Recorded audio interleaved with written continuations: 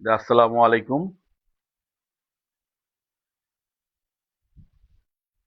আশা করি আপনারা সবাই ভালো আছেন।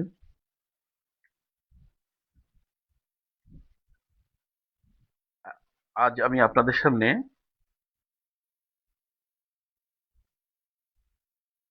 সৈয়দপুর থেকে রাত্রিকালীন যে ঢাকাগামী বাস, যে যাত্রীদের দুর্ভোগ, ভোগান্তি, এই বিষয়ে আমি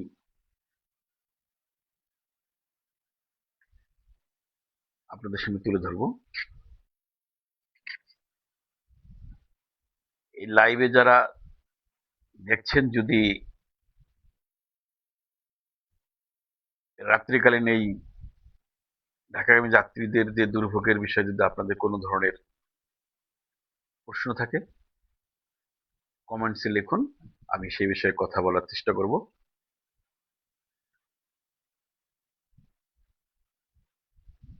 যারা লাইভে দেখছেন, আমি আবারও তাদেরকে স্বাগত জানাই, শুভেচ্ছা জানাই।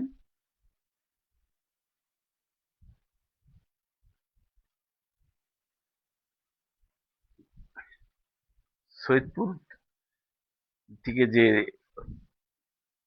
দূরপাল্লার বাস ঢাকায় যায়, এ বাসের যে যাত্রীরা টিকিট কাটেন, বিভিন্ন বড় বড় কোম্পানি গাড়ি এখান থেকে যায়, যাত্রীদের সেবা কতটুকু পাচ্ছে বা দুর্ভোগ কত হচ্ছে, এটা যারা ঢাকায় যায় রাত্রে বা দিনে, তারাই এই বিষয়টি ভালো জানে।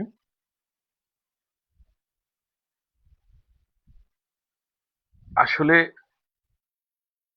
প্রায় 10 বছরের বেশি সময় ধরে, আগে নস্যকালীন যে বাসগুলো যেত বা দিনে বা রাতে যেত, সৈয়দপুরে জিকুল হক, ডাক্তার জিকুল হক রোডের প্রতিটি বাসের কাউন্টার থেকে বাসগুলো যেত। 10-12 বছর পূর্বে একটি দুর্ঘটনা ঘটে। ওই দুর্ঘটনায় বেশ একটি বাস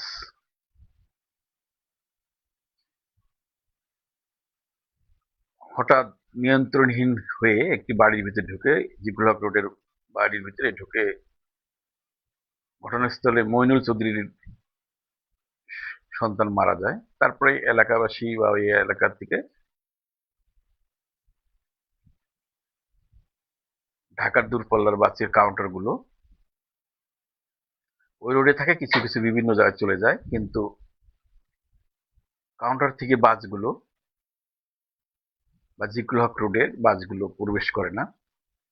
এ নিয়ে স্থানীয় রাজনীতিবিদ, ব্যবসায়ীরা অনেকবার অনেকভাবে আলোচনা করেছিল। আমি সে আলোচনায় যাচ্ছি।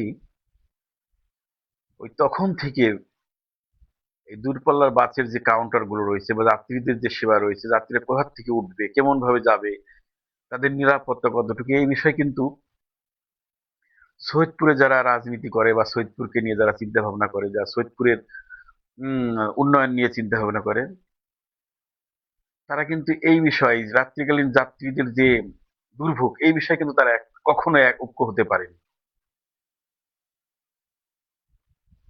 এই রাত্রিকালীন যাত্রীদের যে দুর্ভোগ,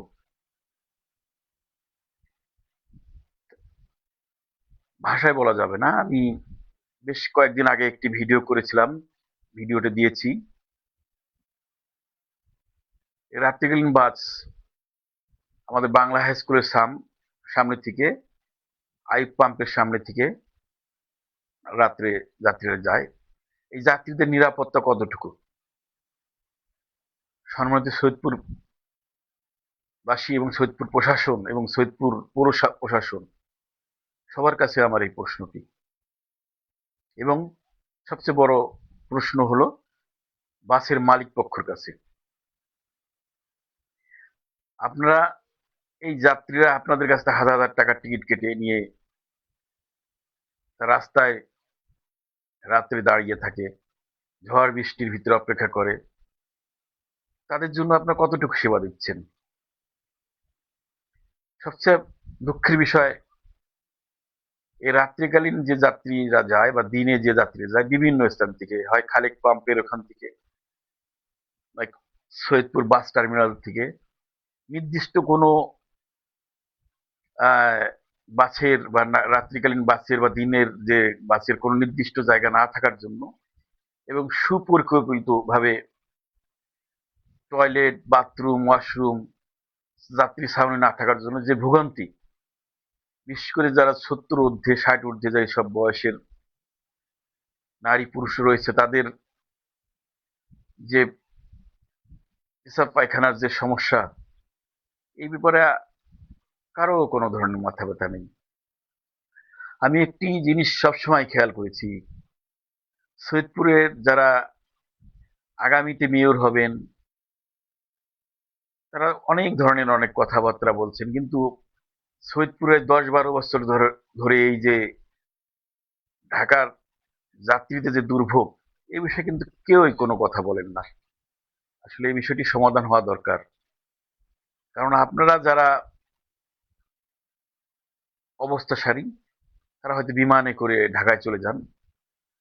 মধ্যবিত্ত, নিম্ন মধ্যবিত্তরা কিন্তু তাদের একমাত্র ঢাকায় যাতায়াতের যান হলো বাস অথবা ট্রেন। এই বাসের যাত্রী যারা যায়, তাদের যে কষ্ট, দুর্ভোগ, এই বিষয়ে পৌর কর্তৃপক্ষ তথা স্থানীয় প্রশাসন, স্থানীয় রাজনীতিবিদ যারা আছেন, তারা বিষয়টি একটু দেখেন। কারণ আমি মনে করি, আপনারা যারা, বিশেষ করে পৌর প্রশাসনকে আমরা অনুরোধ করব, এই জনগণের যে দুর্ভোগ, এই দুর্ভোগটা অবশ্যই আপনারা দেখবেন। মানুষের কষ্ট, মানুষ যে কত কষ্ট করে এই রাত্রে রাস্তায় দাঁড়িয়ে থাকে, এই ঝড় বৃষ্টির দিন আসতেছে, কিভাবে তারা কোথায় দাঁড়াবে? তারা যদি ওই 70 বয়সের মা বোনেরা যারা আছে, তাদের টয়লেট বাথরুমের কোনো ব্যবস্থা নাই, বসার কোনো ব্যবস্থা নাই, অথচ বাস মালিক পক্ষ, বাসের ব্যবসা যারা করছেন, তারা কিন্তু যখন টিকিটের মূল্য বেশি হচ্ছে, টিকিটের মূল্য ঠিকই বাড়িয়ে দিচ্ছেন। যাত্রীদের কাছ থেকে ঠিকই 1000-1200 টাকা, 1500 টাকা, 1600 টাকা, 800 টাকার টিকিট ঠিকই নিচ্ছেন। কিন্তু যাত্রীটা যে কোথা থেকে কতটুকু নিরাপত্তায় আছে, দাঁড়িয়ে থাকবে ঝড় বৃষ্টিতে, তাদের জন্য কেউই কোনো ধরনের ব্যবস্থা নেননি। আমাদের সৈয়দপুরে যারা কর্ণধর রাজনীতিবিদ, তাদের কাছে আমার অনুরোধ থাকবে, আপনারা সকলে, ব্যবসায়ীরা, দলমত নির্বিশেষে সকলে একটি নির্দিষ্ট জায়গায় এসে সৈয়দপুরের থেকে যে সকল যাত্রীরা ঢাকার উদ্দেশ্যে যান দিনে বা রাত্রে, তাদের নির্দিষ্ট একটি জায়গার ব্যবস্থা করবেন। কারণ এতে প্রমাণিত হয়, যদি আপনারা সৈয়দপুরে যারা রাজনীতি করেন, রাজনীতির জন্য, জনগণের জন্য রাজনীতি করেন, তাদের সেবার জন্য যদি আপনারা এই ব্যবস্থাটি না করতে পারেন, এখানে আপনাদের ঐক্য হয়ে সৈয়দপুরে এই উন্নয়নটা করা উচিত। কারণ আপনারা তো, আবারও বললাম, আপনারা তো বিমানে যান, এই জন্য হয়তো সাধারণ নাগরিকদের যে সমস্যা, এটি হয়তো আপনাদের কাছে খুব গুরুত্বপূর্ণ ভাবে আপনারা দেখেন বলে মনে হয় না। না হলে আজ 10-12 বছর ধরে সৈয়দপুরের রাত্রিকালীন যে বাস বা দিনে যে বাসগুলো যায়, এই বাসের দীর্ঘদিনের যে সমস্যা, এই সমস্যার সমাধানে সৈয়দপুরে কোনো একটি মানুষ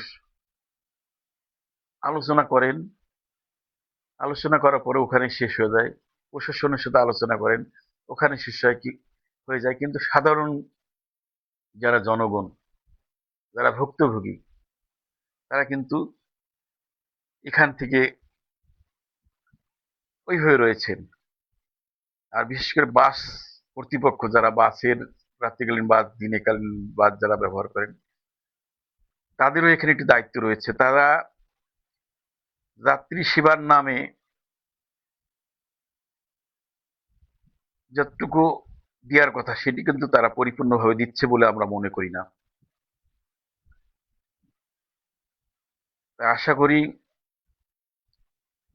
এই সমস্যাগুলো, সৈয়দপুরের যে যাত্রী দুর্ভোগ, ঢাকায় যায় যারা, ঢাকা যাচ্ছে আসছে যারা, নির্দিষ্ট একটি জায়গায় সৈয়দপুরের আমরা আন্তর্জাতিক বিমানবন্দর চাচ্ছি, আমাদের রেল আছে, কিন্তু সৈয়দপুরে রাত্রিকালীন বা ঢাকাগামী বা দিনের যে যাত্রীদের নির্দিষ্ট কোনো স্থান নাই। আপনারা কি বলতে পারবেন বাংলাদেশে এমন কোনো স্থান আছে যে যেখানে তাদের রাত্রিকালীন বাস বা ঢাকাগামী বাসের কোনো নির্দিষ্ট জায়গা অবস্থান আছে কিনা? অবশ্যই প্রত্যেকটি জায়গায় আছে। তাই আমি সৈয়দপুরের পৌরসভাকে, বিশেষ করে পৌরসভার আমি অনুরোধ করব, পৌরসভার যারা দায়িত্বে আছেন, বিশেষ করে ইউনো মহোদয় সহ পুরো কর্তৃপক্ষের কাছে দৃষ্টি আকর্ষণ করব, এই রাত্রিকালীন যাত্রীদের নিরাপত্তার জন্য যে কোনো একটি ভ্রাম্যমাণ বা একটি নির্দিষ্ট একটি জায়গায় বয়স 60 ঊর্ধ্বে যাদের, 70 ঊর্ধ্বে যাদের, তাদের দিক চিন্তা ভাবনা করে, শিশুদের কথা চিন্তা ভাবনা করে, মহিলাদের কথা চিন্তা ভাবনা করে তাদের যাত্রী ছাউনি অথবা টয়লেট বাথরুমের একটি ব্যবস্থা করবে। আর সবচেয়ে বড় কথা হলো, এই এখন আমাকে আমি বলতে চাচ্ছিলাম যে সৈয়দপুর পৌরসভার গতকালকে, আমি একটু আলাদাভাবে বলতে, গতকালকে পৌরসভা কর্তৃপক্ষের সাথে সৈয়দপুরের ব্যবসায়ীদের যে একটি অনাকাঙ্ক্ষিত ঘটনা ঘটেছে, এটা এটা অবশ্যই ঘটা উচিত হয়নি। কারণ পুরো কর্তৃপক্ষ তো খুব বড় জনবল নিয়ে তারা কাজ করে না, জনগণকে নিয়ে তারা কাজ করে। তাদের সাথে থেকে এ রাস্তা সড়কের যে সমস্যা, এগুলো মেটাতে হবে। আশা করি আমি ঢাকাগামী যাত্রী যারা বিষয়ে আমি কথা বলছিলাম, আমি অন্য বিষয়ে যাব না। তবে অনাকাঙ্ক্ষিত ঘটনা, পৌর কর্তৃপক্ষের কর্মচারীদের সাথে যে অসৎ আচরণ বা করা হয়েছে, এটা অবশ্যই সৈয়দপুরবাসী ভালো চোখে দেখেনি, আমরা মিডিয়ারও ভালো চোখে দেখিনি। এটা ভালো নয়। অবশ্যই পৌর কর্তৃপক্ষকে সহযোগিতা করতে হবে। আর আমি সেই সাথে বলব, পৌর কর্তৃপক্ষ, পুলিশ প্রশাসন এবং বাস মালিক পক্ষ, আপনারা যারা, আপনাদের কাছে বিনয় অনুরোধ থাকবে, রাত্রিকালীন বাসের যাত্রী বা দিনেকালীন বাসের যাত্রী যারা ঢাকায় যাতায়াত করে, তাদের জন্য নির্দিষ্ট একটি জায়গা থেকে আপনারা এই বাসের ছাউনি বা যাত্রীদের বসার ছাউনি, পানির ব্যবস্থা, টয়লেট ওয়াশরুমের ব্যবস্থা, এটা আপনারা করবেন। তাহলে সৈয়দপুরের জনগণ এবং সৈয়দপুর থেকে যারা ঢাকায় যায়, তারা নিরাপদে যাতায়াত করতে পারবে।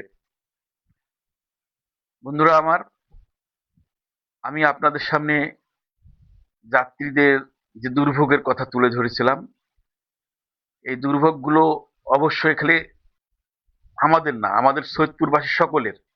আমি আবারও জানিয়ে বলছি, সৈয়দপুরে যারা বিমানে যাতায়াত করে তারা হয়তো এই বাসের যাত্রীদের সমস্যার কথা বুঝবে না বা বলতে চাবেও না। তবে সৈয়দপুরের যারা মেয়র প্রার্থী হবেন, তাদের কাছে আমার বিশেষ অনুরোধ, আপনারা সৈয়দপুরের এই সাধারণ মানুষের এই যে ঢাকা যাতায়াতের যে সমস্যা, টয়লেট ওয়াশরুম বাথরুম, যাত্রী ছাউনি নাই, এই ব্যাপারে আপনারা জোর পদক্ষেপ নেবেন। সেই সাথে পৌরসভার যারা আছেন তাদেরকে এই বিষয়ে একটু লক্ষ্য রাখতে হবে। কারণ আইয়ুব পাম্পের ওখানে গত রবিবার আমি অবশ্য ওখানে গিয়েছিলাম, দেখেছি ওখানে অন্ধকারের ভিতরে মুরব্বী, বয়স্ক, বাচ্চারা, মহিলারা বিভিন্নভাবে যারা ঢাকায় যাবে তারা দাঁড়িয়ে আছে। ওখানে আলোর ব্যবস্থা নাই, বসার ব্যবস্থা নাই। টোটাল কথা হলো, সৈয়দপুর প্রশাসন, পুলিশ প্রশাসন, তারপরে আপনার পৌরসভা, পৌর প্রশাসন এবং বাস কর্তৃপক্ষ এবং বাসের শ্রমিক কর্তৃপক্ষ, আপনাদের সকলের দৃষ্টি আকর্ষণ করব, সংশ্লিষ্ট এই বিষয়টি আপনারা যেখানে পারেন জনগণের একটি সুন্দর সুপরিকল্পিত সৈয়দপুর উপহার দিবেন এবং যাত্রীদের সেবাটাকে আরো উন্নত করবেন, এই আশা রেখে আমি আপনাদের সামনে আজকে বিদায় নিচ্ছি। আমি মোহাম্মদ জাহিদুল হাসান জাহিদ, বার্তা সম্পাদক, দৈনিক আজকাল বাংলা। আসসালামু আলাইকুম, ভালো থাকবেন।